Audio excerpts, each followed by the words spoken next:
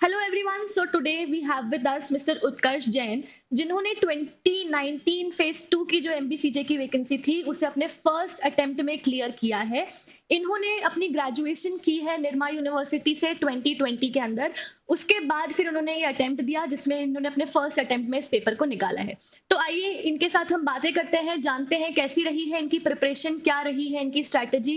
उससे पहले उत्कर्ष, मैं चाहूंगी आप अपने बारे में कुछ हमें बता दीजिए। जी। पहले तो थैंक यू सो मच मुझे यहाँ बुलाने के लिए। एंड सेकेंडली, मेरा नाम उत्कर्ष है और मैं गुना मध्य प्रदेश से आता हूँ। और मेरी जो ग्रेजुएशन है वो 2020 में निर्मल यूनिवर्सिटी से ख़त्म हुई है और उसके बाद से ही मैंने प्रिपरेशन स्टार्ट कर दी थी। So this was basically my first attempt जिसमें मैंने क्वालिफाई किया है। ओके उत्कर्ष। सो उत्कर्ष, आपने कब डिसाइड किया कि judiciary judiciary is my calling, मुझे तो जज बनना है? मतलब क्या आपने ग्रेजुएशन के बाद डिसाइड किया या पहले से ही जिस दिन आपने law as a career option choose किया था उसी दिन आपने डिसाइड कर लिया था कि मुझे तो जज बनना है? सो बेसिकली मेरे जो फादर हैं he is also a lawyer. तो लॉ बैकग्राउंड हमेशा से ही मेरा रहा है कि मुझे ये भी डिसाइडेड था कि I have to go into law field only. तो मैंने जब कॉलेज ज्वाइन किया था तब इतना क्लियर नहीं था मैं चीज़ों को लेके। ऑल दो it was back of the mind कि भाई जुडिशरी भी एक ऑप्शन है। बट ड्यूरिंग माई इंटर्नशिप जब मैंने जजेस को देखा और जो उनका स्टेचर है, जो रिस्पॉन्सिबिलिटीज है, वो सब देखकर काफी फैसिनेट हुआ था मैं। तो उसके बाद मैंने डिसाइड किया कि I will pursue judiciary as my primary career. तो वो चीज मैंने अपने कॉलेज के फोर्थ या फिफ्थ ईयर से स्टार्ट कर दिया था प्रिपरेशन फॉर जुडिशरी। आपने कोई दूसरे ऑप्शंस को परस्यू करने की कोशिश की, लाइक इंटर्नशिप्स की आपने, या फिर आपने कहीं पे प्रैक्टिस करी, या फिर डायरेक्टली आप कॉलेज से निकलते ही you started preparing for judiciary? नहीं नहीं, मैंने कहीं और कुछ ट्राई नहीं किया बिकॉज इंटर्नशिप्स पे मैं ट्राई कर चुका था, इवन फर्म्स में मैंने इंटर्नशिप की थी। So I was very crystal clear कि at least in my fifth year की I have to pursue judiciary only as my career. तो उसके बाद में मैंने जो भी आगे इंटर्नशिप्स किए हैं वो सब मैंने उसी डायरेक्शन में अलाइन किया था कि it would help ultimately into my judiciary. तो बस वैसा। अब कैसा लग रहा है? मतलब जज बन चुके हैं, एक रैंक आ चुकी है, तो कैसा लग रहा है? मतलब क्या वो फीलिंग है एक जज बनने की? नहीं, फीलिंग तो खैर बहुत ही अच्छा है। इवन आई डिडंट एंटिसिपेटेड जब मैं बन भी गया, मतलब नहीं बना था तब मैंने नहीं सोचा था कि इतना कुछ चेंज हो जाएगा मेरी लाइफ में। But since the day the result is declared काफी कुछ चेंज हो गया है। मतलब पर्सपेक्टिव, मेरा पर्सपेक्टिव टुवर्ड्स पीपल, लोगों का पर्सपेक्टिव टुवर्ड्स मी, तो काफी कुछ चेंज हो गया। And honestly it's a very satisfying feeling जो भी मैं भी फील कर रहा हूँ। मतलब अब लग रहा है कि जो मेहनत करी है वो सफल हो गई है, काइंड ऑफ जितना yes hard yes, work put in किया है। ठीक है। सारी चीजें वर्थ इट हो गई हैं, जस्टिफाई करने लगी हैं। Nice, okay.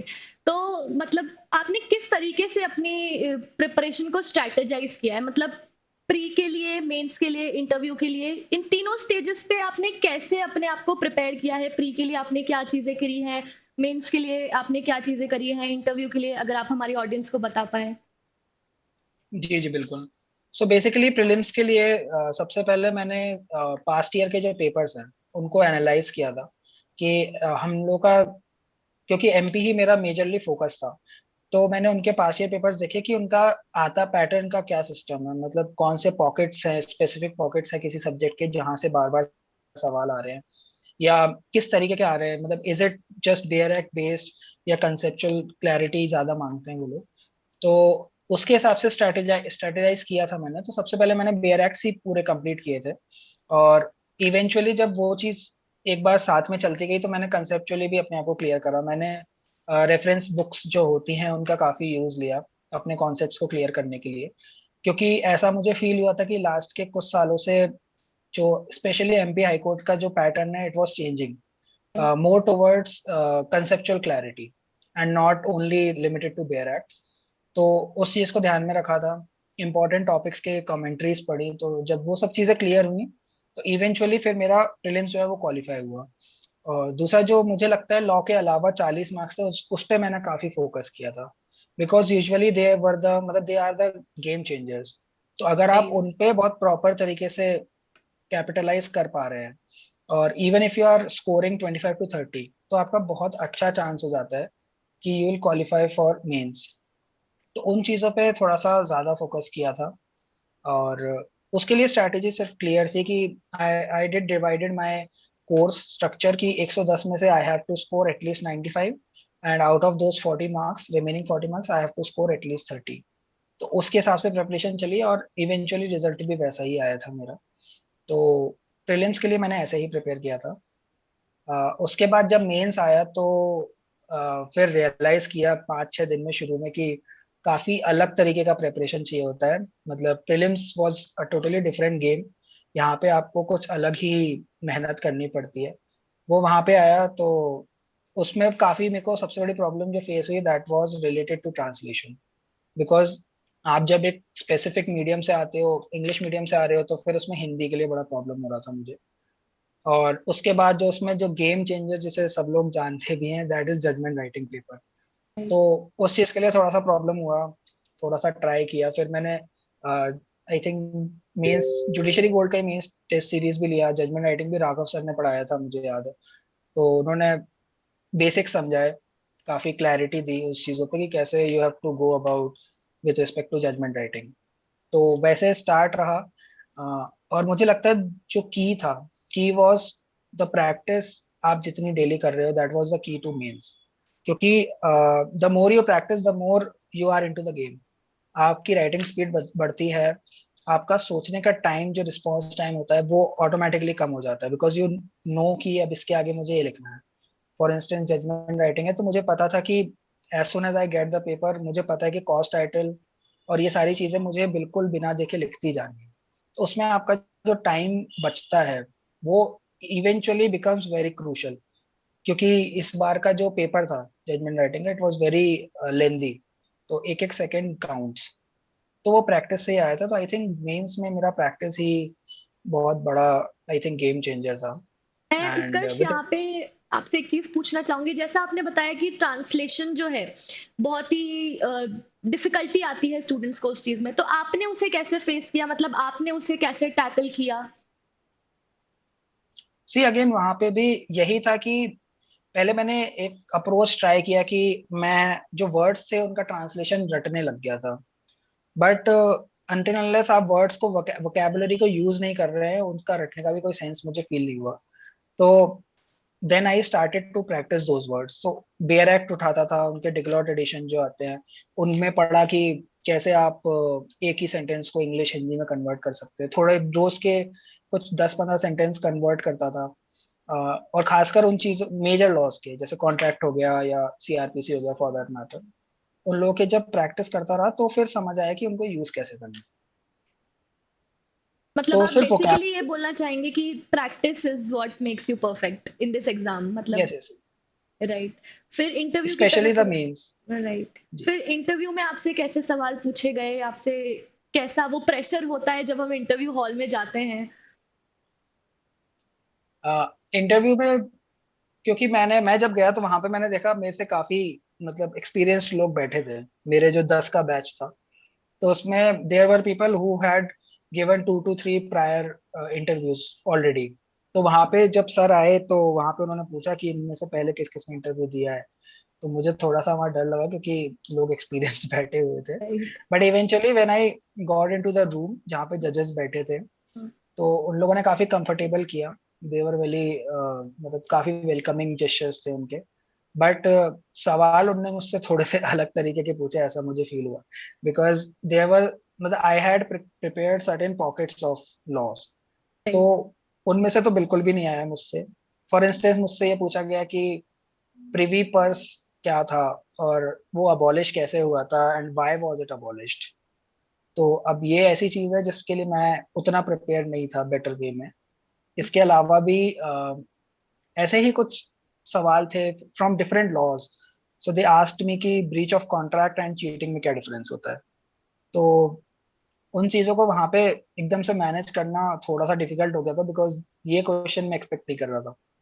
बट इवेंचुअली जैसे तैसे जो भी था आई डिड मैनेज थोड़ा बहुत, and gave answer best to my knowledge. तो बस इंटरव्यू वैसा ही था। अप्रोक्सीमेटली 15 to 20 मिनट्स मेरा इंटरव्यू चला था, but it was good eventually. तो उत्कर्ष, मैं आपसे एक चीज पूछना चाहूंगी, बहुत से लोग प्रेशर फील करते हैं, प्रेशर लगता है कि यार इतना बड़ा एग्जाम है, इसे देना है, तो काफी प्रेशर हमारे ऊपर रहता है कि कैसे टाइम मैनेज करें, किसे कैसे चीजों को मैनेज करें। तो आप इसके ऊपर क्या सजेशन देना चाहेंगे कि किस तरीके से उस प्रेशर को हैंडल करना चाहिए? जैसे आपके टाइम पे भी कोविड रहा, उसकी वजह से बार बार पेपर पोस्टपोन होता रहा, तो वो प्रेशर को कैसे हैंडल करना आप बोलोगे लोगों को कि कैसे करना चाहिए उसे हैंडल? प्रेशर के लिए आई थिंक बेस्ट तरीका होता है कि आप अपनी प्रेपरेशन पे कॉन्फिडेंट रहें, क्योंकि जितना आप अपनी प्रेपरेशन पे कॉन्फिडेंट रहेंगे उतना ही आप प्रेशर कम फील करेंगे। ये मुझे ऐसा फील होता था काफी ज्यादा।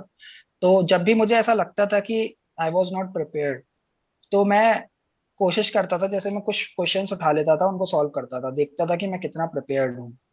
तो ये टेक्निक मैंने काफी यूज की है कि आप अपने आप को बार बार प्रूव करो कि नहीं, यू आर प्रिपेयर्ड। ऑल्दो हमेशा स्कोप होता है टू प्रिपेयर वेल, या स्कोप होता है to at least get better knowledge, because law is very vast. But जब तक आप लॉ ये समझेंगे नहीं कि आप प्रिपेयर्ड हैं, तब तक आप अंडर कॉन्फिडेंट रहेंगे। तो अपनी प्रेपरेशन इस तरीके से की जाए कि आपकी प्रेपरेशन भी अच्छी हो जाए और आप कॉन्फिडेंट भी रहें। And same is the case with I think in interview as well. जितना आप अपने नॉलेज पे ट्रस्ट करेंगे, अपने आप पे ट्रस्ट करेंगे, उतना ही आप कम डरेंगे। तो कंसिस्टेंसी, मतलब कभी कभी ऐसा होता है कि हम कंसिस्टेंसी में भी रुक जाते हैं, मतलब हमें लगता है कि यार पेपर बार बार आगे बढ़ता जा रहा है, तो छोड़ देते हैं थोड़े टाइम पीरियड के लिए पढ़ना, या तो वो कंसिस्टेंसी भी कैसे मेंटेन की जाए? अ, मेरा ये मानना है कि सबसे पहले तो कि आप कितने भी घंटे पढ़ रहे हैं, यू शुड बी कंसिस्टेंट। भले आप दिन के 4 घंटे पढ़ रहे हैं, but it should be consistent always. वो टाइम आपका फिक्स होना चाहिए फॉर प्रिपरेशन। तो मेरे लिए भी वही था, भले ही मुझे कभी कभी फील होता था कि जैसे कई बार जब मेंस पोस्टपोन हुआ, तो कई बार ये फील आया कि यार हो क्या रहा है, थोड़ा सा हमें आराम कर लेना चाहिए। राइट। बट वही बात है कि एक चीज रहती है कि जिस समय आप आराम कर रहे होते हैं, somebody else is working for that post।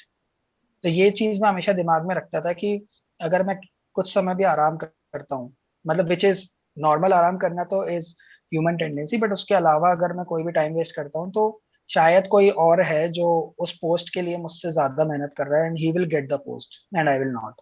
तो ये चीज मुझे हमेशा मोटिवेट करती रही कि आप काम करते रहिए इरिस्पेक्टिव ऑफ रिजल्ट। जैसा कि लोग कई जगह बोलते हैं कि आपको अपनी जर्नी एंजॉय कर, तो उस चीज को मैंने काफी फॉलो किया कोई स्ट्रिक्ट टाइम आप फॉलो करते थे, मतलब कि 5 घंटे पढ़ना है, 12 घंटे पढ़ना है, या ऐसा कुछ स्ट्रिक्ट टाइमिंग्स आपका?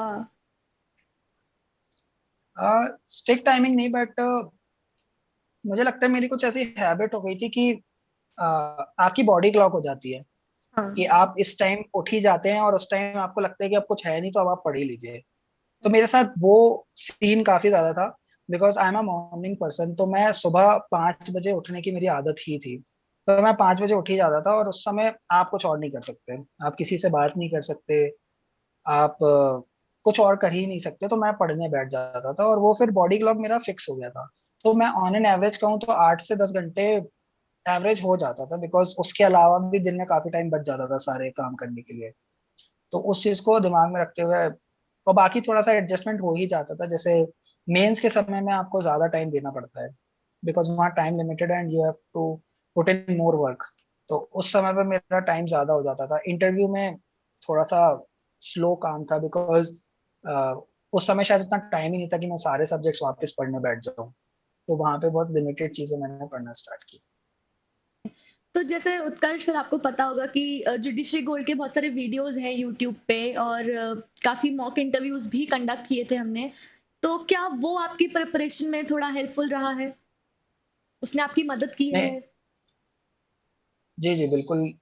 आई थिंक ऑनलाइन प्लेटफॉर्म, और जैसे जुडिशरी कोर्ट का मैं स्पेसिफिकली बताऊं अगर, तो जो रैपिड कोर्सेज थे, उन्होंने काफी हेल्प किया। बिकॉज कभी कभी ऐसा होता है, जैसे आपने मुझसे पूछा था कि आप कभी कभी आपको लगता है कि आपको नहीं पढ़ना, तो आपको अपना बेटर यूटिलाइजेशन ऑफ टाइम के लिए आप कोई भी एक वीडियो खोल सकते हैं। जैसे रैपिड रिवीजन हो गया, आप 2 से 4 घंटे में आप एक ग्लैंस में पूरा एक सब्जेक्ट देख ले रहे हैं। और स्पेशली जब आप इंटरव्यू देने जा रहे हैं, जैसे मैंने और भी सब्जेक्ट और भी स्टेट्स के एग्जाम दिए थे, हरियाणा और राजस्थान का भी दिया था। तो उस समय टाइम बहुत लिमिटेड था, और मैं अगर वो शायद डायरेक्ट पढ़ने बैठ जाता तो बहुत मुश्किल हो जाता मेरे लिए। तो उस समय मैंने जुडिशरी गोल्ड के जो रैपिड कोर्सेज थे उसी के बेसिस पे अपनी पूरी प्रिपरेशन की थी। एंड फॉर्चुनेटली मेरा हरियाणा का भी प्रीलिम्स क्वालिफाई हो गया था। तो जितना जो भी रिसोर्सेस हैं ऑनलाइन, उनको जितना बेटर यूटिलाइज कर सकते हैं वो मैंने कोशिश की है। और जुडिशरी गोल्ड का अगर मैं स्पेसिफिकली भी बताऊं तो सबसे ज्यादा मुझे हेल्पफुल यूट्यूब पे काफी सारी वीडियोस हैं जीके की, क्योंकि मैंने जैसे बताया था कि those 40 marks are the game changers. तो उन चीजों के लिए भी मैंने काफी, मतलब जुडिशरी गोल्ड का मॉड्यूल्स वगैरह भी जो टेलीग्राम चैनल्स पे होते हैं इन सब चीजों को काफी रेफर किया था। तो वो भी हेल्पफुल था काफी मेरे ओके। सो उत्कर्ष, आप अपनी पोस्ट ग्रेजुएशन भी शायद से परस्यू कर रहे हैं, तो लिए। जी जी। पोस्ट ग्रेजुएशन का कुछ मदद इस एग्जाम में, मतलब कुछ हेल्पफुल था पोस्ट ग्रेजुएशन करना, और किस तरीके से था अगर था तो? मेरे को ऐसा लगता है कि शायद उतना हेल्पफुल नहीं था, because currently I am pursuing my LLM. तो वो खत्म तो नहीं हुआ था। बट इन योर पर्सनल जो फॉर्म आपका आता है उसमें आप ये मेंशन कर सकते हैं कि you are pursuing your LLM. अब जितना बेटर क्वालिफिकेशन होता है ऑब्वियसली उतना ही बेटर इम्पैक्ट आई थिंक होता है ड्यूरिंग इंटरव्यू। बट उसको गेम चेंजर नहीं बोल सकते। और खासकर प्रेपरेशन में आई थिंक मेरे को बिल्कुल ऐसा कोई हेल्प नहीं हुआ है, क्योंकि ये टोटली डिफरेंट चीज थी। और जो जैसा कि सब कहते हैं कॉलेज की पढ़ाई is totally different and judiciary का प्रिपरेशन इज टोटली डिफरेंट। तो as such prima facie I don't think कोई हेल्प मिला था मुझे एलएलएम करने के ओके, ठीक है उत्कर्ष, तो आप हमारे ऑडियंस को कुछ सलाह देना चाहेंगे, कुछ बोलना चाहेंगे कि ये करना चाहिए या नहीं नहीं करना चाहिए अगर आप प्रिपेयर कर रहे हैं जुडिशरी के लिए, तो कुछ आपके वर्ड्स ऑफ विजडम। मुझे ऐसा लगता है सबसे पहले तो कि आप ये डिसाइड नहीं कर सकते। जो नंबर ऑफ अटेम्प्ट्स पे लोग बोलते हैं कि अभी तो पहला अटेम्प्ट है, दूसरा अटेम्प्ट है, अगले अटेम्प्ट में हम बेटर करेंगे। तो ऐसा जरूरी नहीं है, बिकॉज देयर आर पीपल जो शायद पहले अटेम्प्ट में बहुत आसानी से नहीं बट वो क्वालिफाई कर पा रहे हैं। तो एक तो जो भी आप अटेम्प्ट दें, जो भी आपका अटेम्प्ट है उसको आप बेस्ट ट्राई पे दें। और दूसरा हमेशा अपने दूसरा हमेशा अपने अ, अपने अपने ऊपर कॉन्फिडेंस रखें, ओवर कॉन्फिडेंस नहीं बट कॉन्फिडेंस रखें, क्योंकि कॉन्फिडेंस जो होगा वो आपको हमेशा अप रखेगा, वो आपको कभी डाउन नहीं होने देगा। तो कई बार ऐसा टाइम आएगा जब आपको लगेगा कि आपको सेल्फ डाउट होगा कि आपकी preparation is not enough for exam. But अगर आपको अपनी प्रिपरेशन पर भरोसा है तो you will get through it. And last चीज मैं जरूर कहूंगा कि हमेशा कोशिश कीजिए कि आप रिसेप्टिव रहें, रिसेप्टिव इन द सेंस कि जो पॉजिटिव फीडबैक्स होते हैं, भले ही वो किसी इंसान आपके दोस्त का हो या आपके मेंटर का हो, हमेशा रिसेप्टिव रहें। ऐसा मत समझिए कि आपको सब कुछ आता है, बिकॉज कई बार ओवर कॉन्फिडेंस की वजह से आगे जाके प्रॉब्लम क्रिएट होता okay, thank you Utkarsh, thank you for this interview. And पूरी जेजी की टीम की तरफ से आपको हार्टी कॉन्ग्रेचुलेशंस, आपने बहुत बड़ा अचीवमेंट किया है अपने फर्स्ट अटेम्प्ट में। Thank you so much for this interview and congratulations. है। Thank you so much.